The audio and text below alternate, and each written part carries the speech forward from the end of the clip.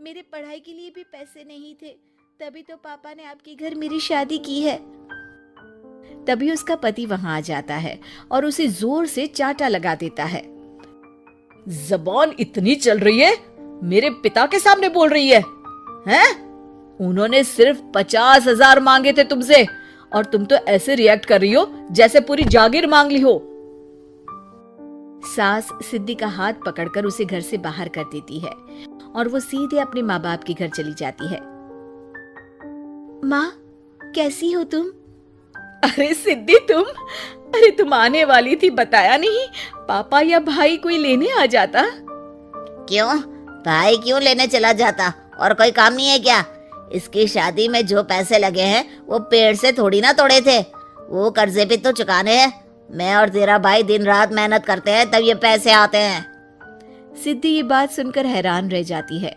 वो किस तरह कहे कि उसे तो और पैसे लाने के लिए भेजा गया है। वो माँ से मिलकर चुपचाप वापस चली जाती है। अरे कहाँ है झोला? कैसा झोला माँ? अरे माँ की बच्ची, पैसों को झोले में डाल के ही लाई होगी ना। इतने पैसे मुट्ठी में दबा कर तो लाई नहीं होगी। पापा के पास पैसे नहीं है माँ, अब वो कहाँ से लाए इतने पैसे? तभी वहाँ ससुर जी आ जाते हैं। अरे वाह, कहाँ से लाएंगे? हमने तो जैसे यहाँ पैसों को छापने की मशीन लगाई है। पैसा है तो दो, वरना दफा हो जाओ यहाँ से।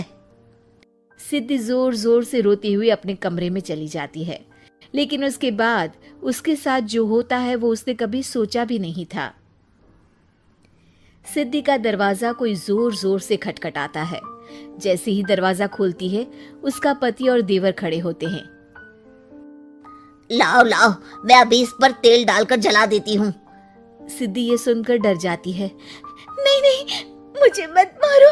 तो क्या करे, तू हमारे तो किसी काम की है नहीं अब। लेकिन सिद्धि किसी तरह वहां से भागने में कामयाब हो जाती है। वो एक पेड़ के नीचे बैठकर सोचती है कि वो कहाँ जाए, क्योंकि पिता के घर में भी उसे स्वीकारा नहीं जाएगा। उसे भूख लगती है और पास की मिठाई की दुकान से समोसा लेकर बैठ जाती है। लेकिन जिस पेपर में वो समोसा खा रही होती है, उसमें एक विज्ञापन दिखाई देता है।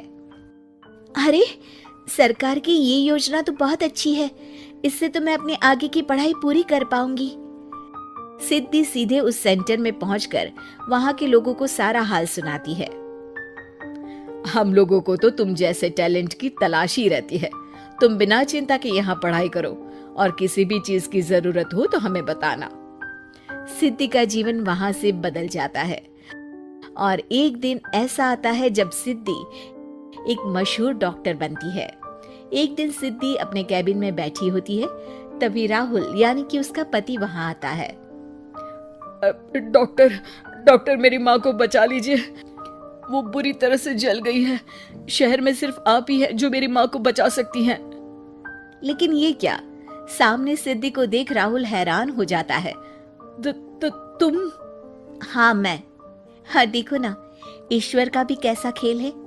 एक वक्त जो औरत मुझे जला देना चाहती थी, वो आज खुद जली हालत में मेरे भरोसे पड़ी है। मैं तुमसे माफी मांगता हूँ, बस मेरी माँ को बचा लो।